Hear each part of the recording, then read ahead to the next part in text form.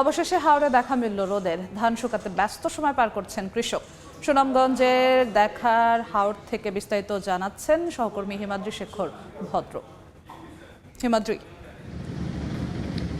আমি আছি সুনামগঞ্জ দেখার হাওড়ের মারাখোলায়। এই দেখার হাওড়ের মারাখোলায় এখন কৃষকরা ব্যস্ত আছেন ধান শুকাতে, মারা দিতে এবং অন্যান্য কাজ করতে। বৈশাখের যে চিরচেনা রূপ সেটি হারিয়ে গেছিল। প্রায় 20 দিন যাবৎ বৈশাখের চিরচেনা এই রূপ আমাদের সুনামগঞ্জবাসী কখনো দেখেনি, কিন্তু আজকে কয়েকদিন ধরে রোদ ওঠার কারণে মারাখোলায় প্রচুর মানুষ রয়েছে এবং নারী পুরুষ সবাই মিলে ব্যস্ত আছেন ধান শুকানোর কাজে। কেউ বা ধান ভাঙাচ্ছেন, বিশেষ করে শিশুরাও এই ধান শুকানোর কর্মযোগে যুক্ত হয়েছেন। এবং আজকে যে রৌদ্রোজ্জ্বল আবহাওয়ার কারণে হাজার হাজার কৃষক তাদের কাঁচা ধান অর্থাৎ ভিজা ধান কেটে ঘরে তুলতে পারবেন এবং রোদের আলোতে সেটি শুকাতে পারবেন। এবং তারা জানিয়েছেন যে এরকম রোদ যদি আজ থেকে 10 দিন দেয় তাহলে আর এই ফসল নিয়ে কোনো চিন্তা করতে হবে না। আপনারা দেখতে পাচ্ছেন যে হাওড়ে কি পরিমাণ ব্যস্ততা, অর্থাৎ কৃষকের মারাখোলায় কি পরিমাণ ব্যস্ত হয়ে আছেন। এখানে কেউ আসলে একটা শিশু পর্যন্ত বসেনি, তারা সবাই কাজ করছে এবং সবাই কোনো না কোনো ধান সংশ্লিষ্ট কাজ করছে, ধান প্রক্রিয়াজাতকরণের কাজ করছে। এই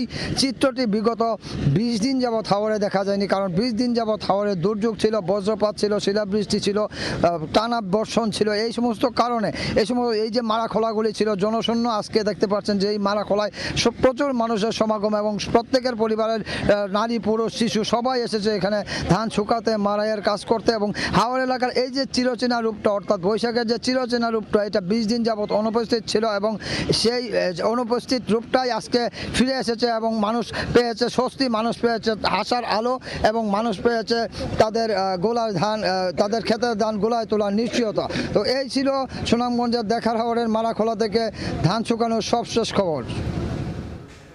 সরাসরি যুক্ত ছিলাম সুনামগঞ্জে।